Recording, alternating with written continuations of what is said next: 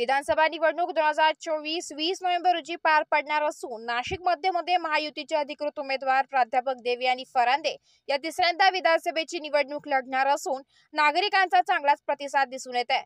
नुकतीच प्रभाग क्रमांक 13 मध्ये त्यांची प्रचार रॅली निघाली असता परिसरातील तिवंदा गाडगे महाराज पुतळा, मेन रोड, वावरे लेन सह प्रचार रॅलीची सांगता झाली। पिंपळ चौक भद्रकाली येथे भारतीय जनता पक्षाचे नाशिक शहर उपजिल्हा प्रमुख बबलू सिंग परदेशी यांच्या प्रभागातील महिला पदाधिकाऱ्यांच्या वतीने प्राध्यापक देवयानी फरांदे यांचे औक्षण करून पुष्पहार घालून त्यांच्या पुढील वाटचालीस शुभेच्छा दिल्या। तसेच त्यांच्या पाठीशी उभे राहून त्यांना प्रचंड मताने विजयी करण्याचे आश्वासन देखील देण्यात आले।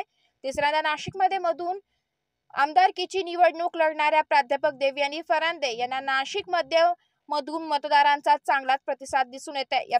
जुना नाशिक परिसर जो आहे त्या ठिकाणी मी प्रचाराला गेलो। नागरिकांमध्ये प्रचंड उत्साह मला दिसला। ठिकठिकाणी जागोजागी खूप भव्य असं माझं स्वागत करण्यात आलं आणि कार्यकर्त्यांनी ही निवडणूक आणि जनतेने ही निवडणूक हातामध्ये घेतलेली आहे हे मला निश्चितच जाणवलं। मी सगळ्यांचे मनापासून आभार मानते आणि सगळ्यांना विनंती करेन की नाशिकमध्ये विधानसभा मतदारसंघाच्या ह्या निवडणुकीमध्ये 20 नोव्हेंबरला कमळाच्या बटनासमोरचं बटन दाबून मला भरघोस मताने निवडून द्यावं। रोज माझ्याबद्दल वेगवेगळ्या अफवा, खोट्या बातम्या, फेक नरेटिव्ह असं पसरवण्याचं काम विरोधकांकडून चालू आहे आणि त्यांच्या पायाखालची वाळू मिसळलेली आहे।